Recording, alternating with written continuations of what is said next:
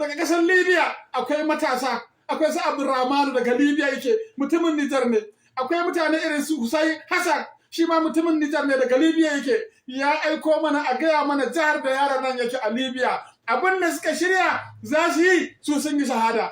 Billahi la ilaha illallah za su tada kan wannan yaron inda ta ike muna kira kuma da duk mazaunin Najeriya dan Libya ya gano mana jihar da yaron nan yake, ya gano mana inda gidan yaron nan yake da inda wannan yaron yake ya nemo mana. Tura ta kai bango, billahi la ilaha illallah sai an tada kansa, billahi la ilaha illallah sai ya tafi lahira, billahi la ilaha illallah wannan cin kashin da ake annabi Muhammadu ta kare, muna kira da Muhammadu Rasulullah. Jira dan bid'a masoyin Tijjani da Inyasi, ni kake neman adireshi dina kace akwai wasu fusatattun matasa kace babban burinka kawai a kawo kaina a daga shi a social media an sare kan kafiri, kace mun kafiri ko kace akwai wasu matasa suna neman inda nake za su kashe ni. To abu ne mai sauki wannan, ba dai adireshi na kake bukata ba, to zan ma ƙari har number waya ta zan baka insha Allah. Kuma kai baka sani ba, duk wanda yake cikin ƙasar Libya wato zai san adireshin da zan bada da inda nake har inda zaka zo ka same ni ɗaki na insha Allah. Wani abu mai sauki ne wannan. To dan bid'a ka sani duk wannan sharrin naku kuna fakewa da manzon Allah dan ku cimma burinku, to ku je ku samu wani amma ba irin muwahhidin ba wanda Allah ya ce walillahi al-izzatu wa lirasulihi wa lil mu'minina walakin al-munafiqina la ya'lamun. Ƙarya kake dan bid'a muwahhidin ahlus sunna da tsoron dan bid'a, ƙarya kuke yi in iskan banza. Kafin ku an yi wannan ba abin da zai kare mu da magana ku da ihun coci duk ɗaya muke jin ta. Da haka buɗe kunnen ka ji in ma baka sani ba wanda yake cikin ƙasar nan zai sani, kuma ni ba koyi bane. Da haka na farko wannan adireshi ne daga baki na, kakka sha wahalar ma tafiya ka ce zaka nemo ko kai ƙarya wasu suna neman inda nake an sun ce a gaya musu to gashi. Idan ma su za su yi ko larabawa suke tunanin akwai laraban da za su sa, to zan faɗa da larabci kuma zan faɗa da hausa yadda ba za a ce ba a gane ba ko ba a sani ba. Yawwa in dai mutum a cikin ƙasar ne yake, na farko a cikin ƙasar Libya nake haliyan yanzu nan da nake magana, sannan ina cikin jihar Misrata, ina cikin garin Misrata, kun ga na biyu kenan. Sannan na uku ina shara'a Thaqil, wato naqla Thaqil ba'da fatahatin Nasim ب50 متر بس، والله ب50 متر بس.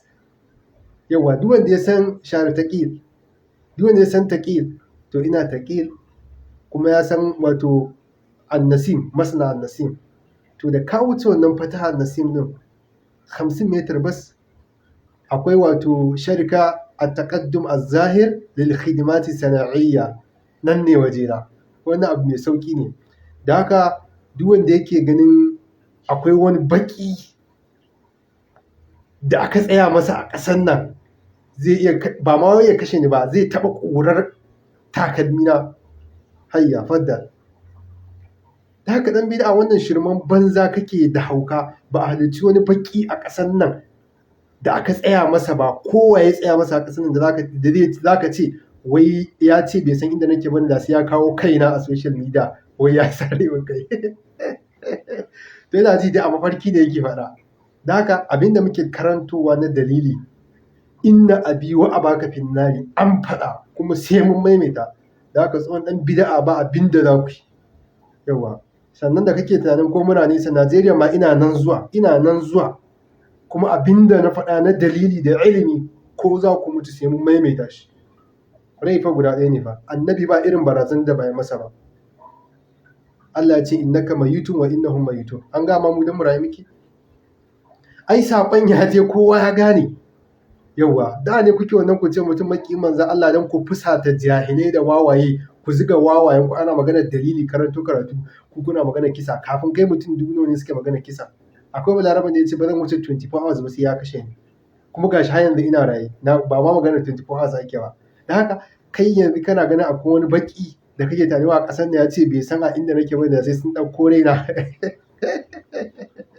To gashi na bada adireshi na, abin da ya rage yanzu number waya 091 79 86 78 5 ƙarshe, layin Madara ne. Duk wanda ya sani wannan ita ce namba ta, ko kasuwanci muke da kai ko mu'amalar karatu, wannan ita ce namba ta. Yanzu haka ina kan WhatsApp kuma in kai mun sako zan duba shi. in ka kira ni za ka same ni, amma sharaɗi ɗaya ne, kar ka ce ai ka kira ni baka same ni ba, layin iya WhatsApp nake yi da shi, in ka kira ba ka same ni ba, amma in ta WhatsApp ma kai kira kana samu, sai dai ina da doka ba na son kira ka yi magana ta WhatsApp. Yawwa wannan shi ne. In akwai hoton mutum akan difin ka ɗan bida'a, ko don saboda ka ɗauki raina ya kamata ka cire hoto, haramun ne in ji manzon Allah. Ba na ɗaga namba wacce take akwai hoton mutum a kai in aka yi min magana. Hoto haramun ne, ƙa'ida ta ce. In ka cire hotonka, kaga a tun anan ma na fara koya ma ladabi. To in kai min magana zan saurare ka, duk abin da kake so, wannan namba ita ce namba ta. Sananniya namba ta ce wannan, yauwa 091 79 86 78 5. Wannan ita ce namba ta. Yanzu kana magana a WhatsApp za ka same ni, amma fa ka cire hoton mutum haramun ne. Inna ashaddan nasi azaban inda Allah yawmal qiyamati al-musawwiruna. Da haka batun cewa na kafirta a kashe ni, wannan magana ce ta banza. Iyayenku Yahudawa sun faɗa wa manzon Allah, Allah ya ce masa innaka mayitun wa innahum mayitun. Da haka kai kana tunanin za ka yi wa ahlus sunna barazanar mutuwa? Haba ya kai wawan dattijo. Kawai kuma da abun kwanta da neman followers abun, kawai mutum sai zai kafe yana wani kuka yana wani irin abu da zai firgita jahilai ya tunzura wawaye, saboda kun ga wasu munafukan ahlus sunna sun ba ku kofa. To mu duka za mu ji da ku, yawa duka za mu ji da ku. Muna nan kan abin da muka faɗa, muna da hujja kuma muna da dalili kuma mun faɗo, masu hankali sun ji. Ba mu ce da ma sai mun gamsar da yan bid'a wawaye ba. Ana maganar annabi ma me yasa ku a ciki, lalatattun banza fasikai yan ɗariku. Ana maganar manzon Allah, akwai wanda suke cin mutuncin manzon Allah saboda ku. A yanzu kun daina yaudarar ma masu ɗan waye-waye, sai dai hawaye kawai su za ku tunzura. Da haka ba a halicci wani baki a ƙasan nan da wai har za ka ce wai ya ce shi waye ka faɗo sunayen su, saboda ka san ma wawan tsoho ne wannan, yana faɗin su sun ce ya su kashe ni da sauransu. God forbid, wawanci bai ba. Wallahi babu wayayye kamar ahlus sunna. Sunna ita ce kawai hantsi leƙa gidan kowa, ita ce wayewa, amma bid'a babu komai a ciki sai gidajenci da ƙauyanci. Qul hatu burhanakum in kuntum sadiqin. Ku zo da dalili ko a buga ai karatu, amma ba ku da shi, sai dai waƙe-waƙe Inyasi, Maulana Maulana Maulana Inyasi. Wallahi bakin cikin mu sai ya kashe ku tsoho, hawan jini ne zai kawo ka.